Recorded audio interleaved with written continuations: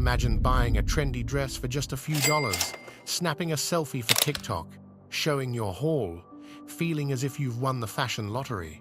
But behind that impulse purchase lies a hidden machine. A machine that built on grinding hours, stolen artwork, and an endless race to feed our hunger for the new. This is the story of how Shein became a global force, and the price paid by people, by art, and by our planet. In the span of just a few years, Shein exploded.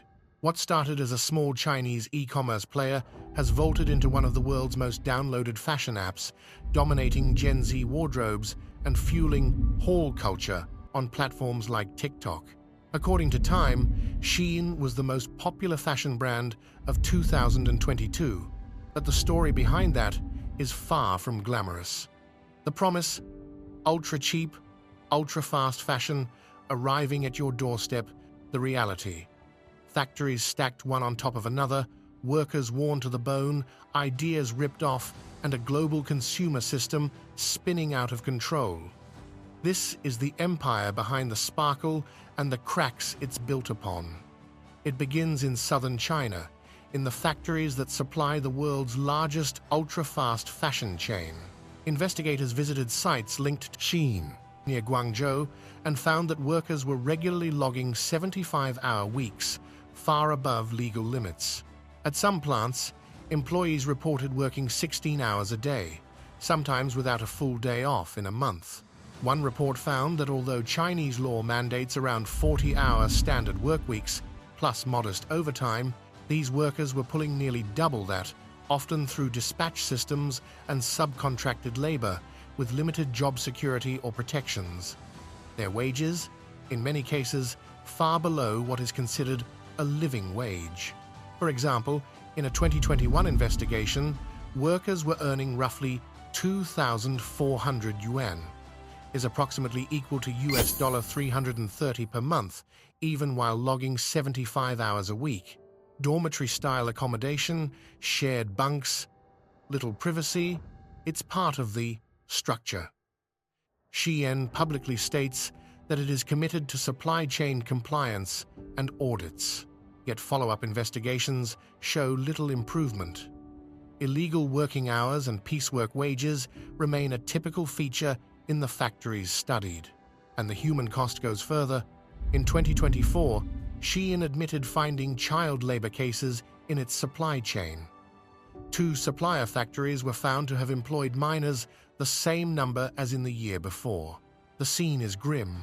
The fashion you wear for fun is built on overtime that breaks legal limits, on workers whose names you'll never know, who live in bunk rooms, produce thousands of items, day after day, and whose testimonies rarely reach your screen. From the moment you tap buy on the Shein app, dozens of designers around the world raise their eyebrows. Why? Because many of the items on Shein's site appear to be ripped off or heavily inspired by independent artists and brands. In 2023, a lawsuit claimed that Shein produced, distributed, and sold exact copies of artists' work without permission. Another legal blow: a federal judge in the US recently refused to dismiss racketeering, RICO, claims against Shein, brought by independent designers who accused the company of creating a network that hides behind shell companies to avoid accountability. And it doesn't stop there. The very business model thrives on ultra-fast replication. A design shows up on social media, Shein spots it, produces the lookalike, drops it at low cost sometimes before the original even hits full market. That speed is part of the empire. Meanwhile, many small designers lack the muscle to fight back. As one article put it, fast fashion giant Shein's rise, built on systematic IP theft, is no exaggeration.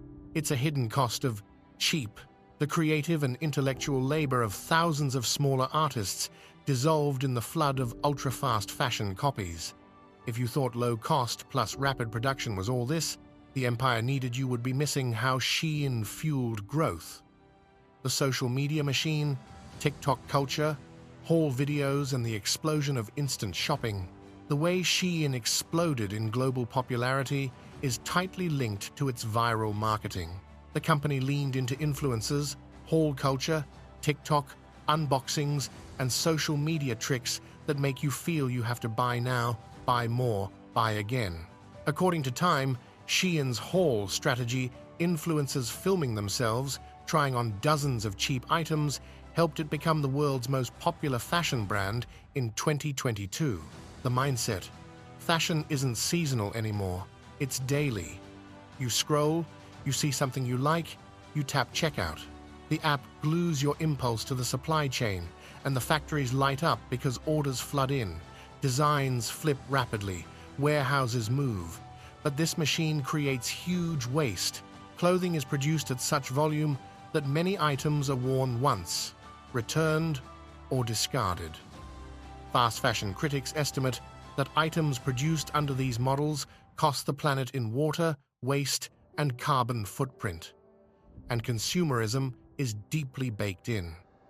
The marketing encourages quantity, novelty, endless new drop cycles. That means you buy more, feel the thrill, then want something else next week. Shein feeds that loop. What we rarely see, behind each haul video and each lookbook moment lies a network of factories working overtime, workers unseen, artistic labor ignored, and a system that thrives on constant momentum. This is not just about one brand. The problems here: excessive labor, intellectual property theft, extreme consumerism, are built into the fast fashion model. Shein represents the extreme version, but the same engine runs across the industry. As one investigation noted, workers in factories for ultra-fast fashion sometimes make just £0.03 per item, work 16-plus-hour days, and have 1 or no days off in a month. So when we wear that $5 tee or show off a $9 dress on social media, what are we ignoring? We ignore the human cost, the environmental toll, the creative injustice. Moreover, the speed and anonymity of production means regulation struggles to keep up. Audits may exist, but follow-ups find the same issues persist. From the broader system perspective, consumerism is being fueled by social platforms. The trends spin faster than ever, the garments are cheaper than ever, the workers make less than ever, and the planet pays. If you're watching this, scrolling, buying, showing off your hauls, here's where the narrative can shift. Start asking, where was this made? Under what conditions? Who designed it? Are the workers invisible? Is the deal really a deal? Or a transfer of cost to someone else, someone who doesn't show up on my feed? For creators and consumers of mini documentaries, exposing the receipts matters. This story isn't about guilt-tripping you, it's about awareness. Because once we see the hidden machine, we can choose how we engage with it. Brands like Shein will not disappear overnight. The business model is too efficient for the current ecosystem. But we can demand transparency. We can support design integrity. We can slow down consumption, value quality over quantity, and push for rights for workers as much as rights for consumers. The empire of Shein stands tall, built on ultra-fast trends, social media frenzy, invisible workers, and intellectual appropriation. But the empire's foundation is shifting. Workers still struggle, designers still fight back, consumers are waking up. The question remains, will we keep fueling the machine or change its direction? If you found this story revealing, share it. If you're still buying into the cheap thrill of the next drop, pause and think, who paid the cost for that $5 dress? Drop your thoughts in a comment and don't forget to subscribe us. Until next time, stay curious, stay sharp, because the real price tag isn't always on the label,